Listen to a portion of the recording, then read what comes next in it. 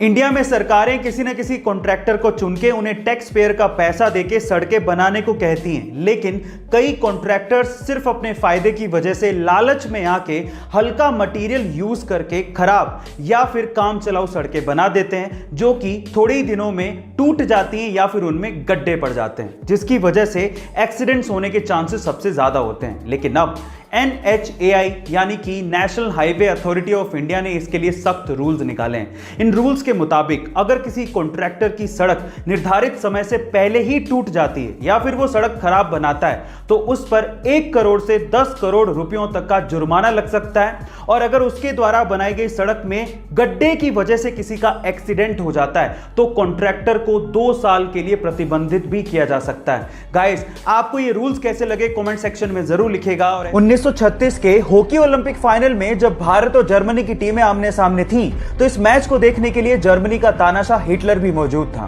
पहले हाफ तक हालात ये थे कि 1-0 से भारत जर्मनी से आगे था। ये देखकर जर्मनी के स्टाफ ने मैदान पे पानी फैला दिया ताकि भारतीय खिलाड़ी जो कि सस्ते जूते पहने हुए थे वो ढंग से खेल ही ना पाए। लेकिन ध्यानचंद और उनकी टीम ने जूते उतार दिए और नंगे पांव लगातार 7 गोल करके जर्मनी को बुरी तरह से हरा दिया। इस शर्मनाक हार को देख के हिटलर वहां से चला गया, लेकिन अगले दिन हिटलर ने ध्यानचंद को अपने ऑफिस में बुलाया और कहा कि तुम जर्मनी के लिए खेलो और हम तुम्हें पैसा देंगे। लेकिन उन्होंने साफ मना करते हुए कहा कि मैं भारत के लिए ही खेलूंगा। हॉकी के जादूगर इस भारत के सपूत को मेरा सलाम। गाइस, एक बेसिक सा सवाल है मेरा, लेकिन इंपॉर्टेंट बहुत है। सवाल यह है कि पासपोर्ट और वीजा में आखिर फर्क क्या होता है? अगर नहीं जानते तो चलिए मैं आपको बताता हूं। सबसे पहले है पासपोर्ट। पासपोर्ट एक तरह का आइडेंटिटी कार्ड है जो कि आपको काम आता है बाहर, यानी कि विदेशों में।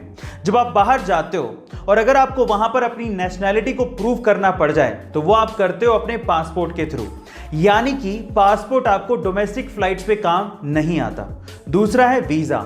वीजा एक तरह का रिटन डॉक्यूमेंट है जो कि आपको वो देश प्रोवाइड करता है जहां पर आप घूमने जा रहे हो। उस वीजा पे ये साफ साफ लिखा होता है कि उस देश में आप कितने समय तक रुक सकते हो। ये होता है वीजा।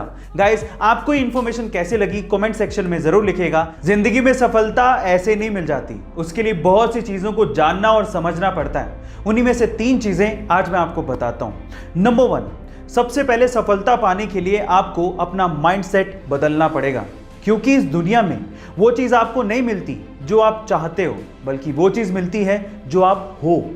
दूसरा, OQP का प्रयास जरूर करो।